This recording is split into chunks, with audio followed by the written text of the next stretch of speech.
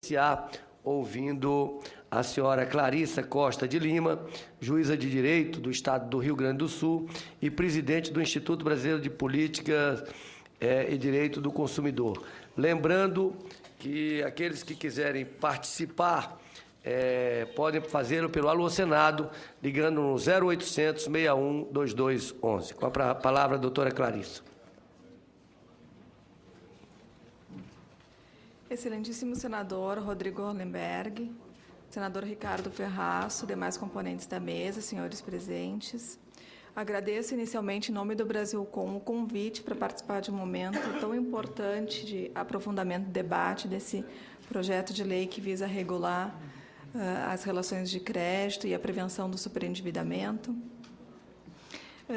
Relatando inicialmente que o Brasilcom constituiu uma comissão de acompanhamento desses 3 projetos de lei com especialistas de todas as regiões do país nessas diversas matérias. E nós, após diversas reuniões de trabalho, apoiamos a sugestão da Comissão de Juristas, mas sugerimos algumas emendas de aperfeiçoamento, né? Que amadurecemos no decorrer dessas reuniões, as quais foram entregues ao senhor presidente, Rodrigo Hollenberg. Inicialmente, eu gostaria de destacar os pontos com os quais nós concordamos e enfatizamos a importância do que tange à prevenção do superendividamento. Me parece que no projeto de lei 283 fica clara a opção da Comissão de Juristas pela prevenção do superendividamento, né? Com destaque para as medidas de informação, aconselhamento, educação financeira e crédito responsável, né? Todas as medidas e as técnicas de proteção do consumidor ali constantes são inspiradas pelo que vimos na Diretiva Europeia que regula os contratos de crédito ao consumidor, de 2008, não é? E não há não foi inventada nenhuma técnica de proteção nova, mas, pelo contrário, técnicas que estão vigentes já na União Europeia, né, nos contratos de crédito ao consumidor. Bom, nós destacamos a importância, especialmente, do princípio do crédito responsável, já um princípio internacional, não é? Também constante na diretiva, que muda, o princípio principal que muda o paradigma nessas relações, no sentido de que o consumidor ele não é mais responsável sozinho pelo seu endividamento excessivo, não é?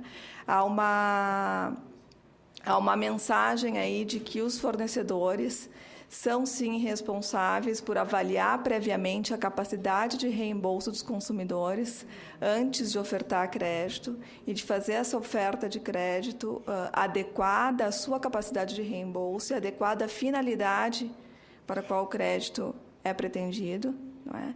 Esse princípio, sua importância ficou ainda mais clara, transparente depois da crise financeira que o senador bem lembrou, ocorrida nos Estados Unidos, e muito causada pela desregulamentação do crédito e também pela concessão de crédito para pessoas que, evidentemente, não tinham nenhuma capacidade de reembolso. Então, o princípio do crédito responsável constante na sugestão é realmente necessário e evitará muitos casos de endividamento excessivo.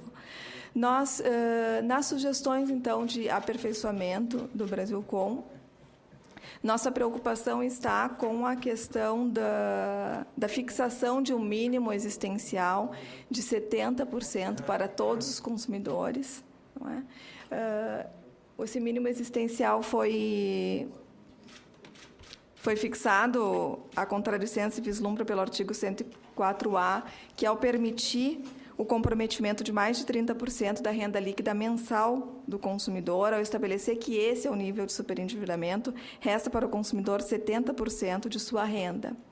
E nos casos que nós temos atendido, nas conciliações de superendividamento que nós temos realizado no Poder Judiciário, nós vislumbramos que, para alguns consumidores com renda baixa, às vezes, o comprometimento de menos do que 30%, né, já indica uma situação de superendividamento, né?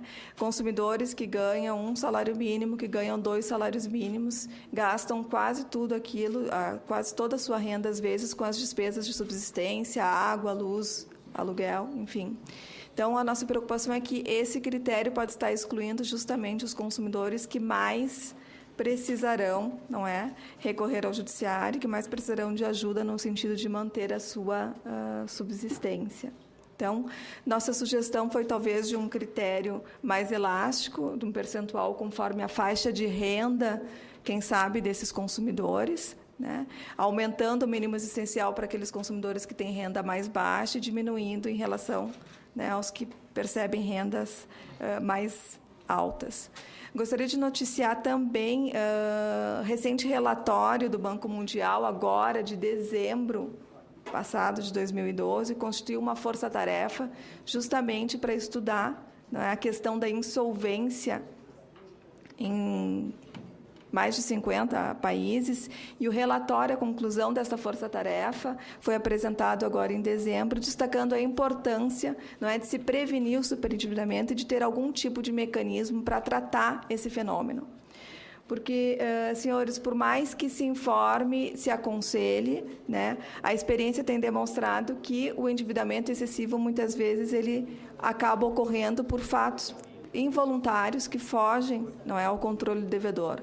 São os casos daqueles devedores que ficaram desempregados, foram informados, estão devidamente aconselhados, não é, mas ficaram desempregados, não conseguem mais reembolsar as suas dívidas, ou tiveram algum problema de doença na família que repercutiu na sua renda. Enfim, acidentes que a gente chama de acidentes da vida, né? Para esses casos, a prevenção não é suficiente, né? E o que fazer, que remédio encontramos no ordenamento jurídico para esses consumidores? Essa é uma preocupação do Brasilcom, consta, então, como uma sugestão a inclusão de um sistema de tratamento do superendividamento, né, que seguiria a audiência de conciliação global entre o devedor e todos os credores, uma fase judicial. Quando a conciliação não fosse possível, que o juiz pudesse revisar globalmente, não é, todos os contratos celebrados por este consumidor, de forma a garantir a sua subsistência. Essas são as principais sugestões de aperfeiçoamento que nós fizemos, à luz, então, desse relatório do Banco Mundial, das experiências internacionais, não é, na Europa, nos Estados Unidos, com o tratamento do superendividamento. Sempre atentando com a preocupação sempre de minimizar os riscos sociais desse fenômeno que o senador bem lembrou, né, com reflexo nas famílias brasileiras, não é? Há estudos canadenses e de outras universidades que já estudam o tema há bastante tempo e que o superendividamento acaba refletindo nas relações entre os cônjuges, contribuindo para o divórcio, contribuindo para o baixo rendimento dos filhos dessas famílias de casais endividados, aumentando o índice, inclusive, de alcoolismo e aumentando o risco de doenças, não é? E um sistema de tratamento permitirá, então, amenizar esses efeitos sociais e apresentando também a vantagem, não é, de até aumentar o reembolso, sim, dos credores, porque nós sabemos que execuções contra aqueles que não têm patrimônio, elas são infrutíferas, e um sistema de tratamento que priorize a construção de planos de pagamento, como ocorre na Europa, não é? Às custas do rendimento futuro do devedor, eles são bastante frutíferos no que tange a aumento do reembolso dessas dívidas inadimplidas. Acho que seriam essas as principais colocações e fico à disposição para eventuais questionamentos. Agradeço, doutora Clarissa Costa de Lima, juíza de Direito do Estado do Rio Grande do Sul e presidente do Instituto Brasileiro de Política e Direito do Consumidor, Brasilcom, que traz duas importantíssimas contribuições a esse projeto. O senador Ricardo Ferraço quer fazer alguma observação? Apenas solicitar à nossa convidada que pudesse formalizar essas contribuições e essas reflexões que são relevantes e importantes para que nós pudéssemos considerar de maneira formal na emissão do nosso relatório, se Vossa Senhoria pudesse enviar para nós. Eu já recebi algumas dessas sugestões. Formalmente encaminharei a Vossa Excelência e todas as demais que receber.